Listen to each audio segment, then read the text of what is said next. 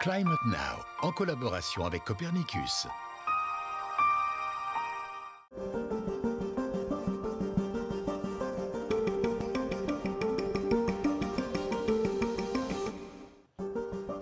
Bonjour et bienvenue dans Climate Now, notre magazine sur les bouleversements réels qui touchent notre planète.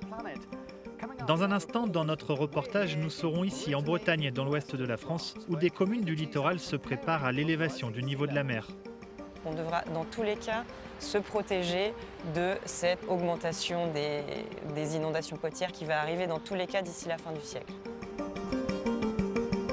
Mais commençons par les dernières données du service Copernicus concernant le changement climatique qui montrent qu'à l'échelle mondiale, nous avons connu le 5e mois de mai le plus chaud jamais enregistré avec des températures supérieures de 0,3 degrés Celsius par rapport à la moyenne de la période 1991-2020. Ici en Europe, ce mois a été exceptionnel sur une large zone du continent. C'est ce que vous pouvez voir sur cette carte. Ce mois de mai a été le plus chaud jamais enregistré en France avec des températures dépassant les moyennes de 3 degrés. Il y a eu des vagues de chaleur en Espagne et au Portugal également. Mais on observe aussi cette zone bleue à l'extrême est de l'Europe et dans l'ouest de l'Asie, où les vents du nord ont maintenu les températures bien en dessous des moyennes. Passons à l'échelle mondiale. On peut observer l'ensemble des anomalies de température du mois dernier, notamment une chaleur plus forte au niveau d'une immense bande en Asie centrale et en Sibérie.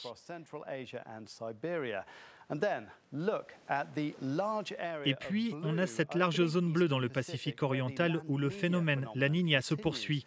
Cette masse d'eau plus froide est liée à quelques-uns des événements extrêmes auxquels nous avons assisté ces derniers mois, des fortes pluies en Australie à la sécheresse dans l'ouest des États-Unis.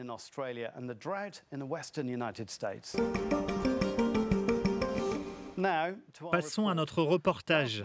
Le mois dernier, l'État français a publié cette carte de 126 villes et villages côtiers qui devront adapter leurs règles d'urbanisme en raison de l'érosion côtière.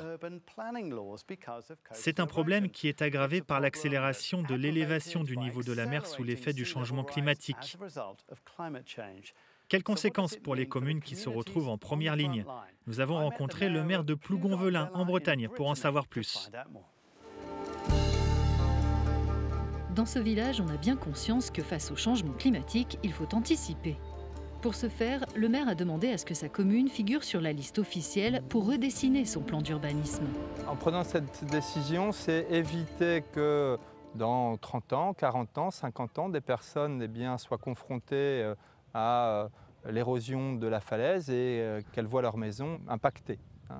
Donc c'est vraiment anticiper pour que les gens puissent se préparer. Dans les 6 prochains mois, des experts décideront quelles zones du village sont menacées et l'État aidera à financer des mesures d'adaptation. La commune teste déjà des protections naturelles. On met des barrières, des ganivelles et des dunes, des plantes de dunes, des zoyas, pour éviter que le sable ne parte. Donc vous allez reconstruire une dune? On essaye effectivement de reconstituer des dunes.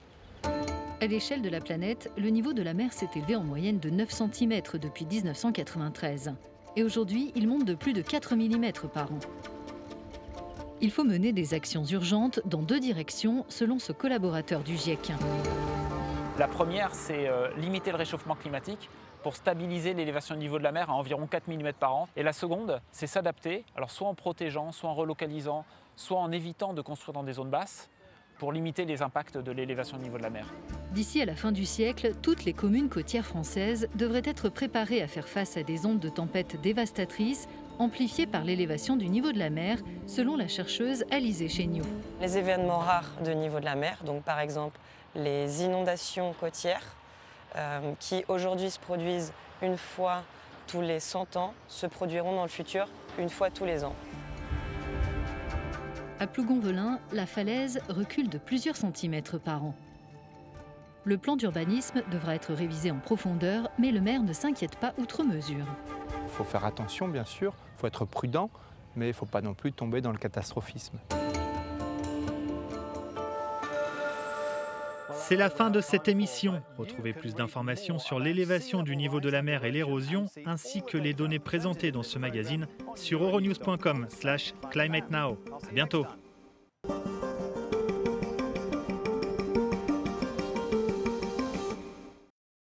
Climate Now, en collaboration avec Copernicus.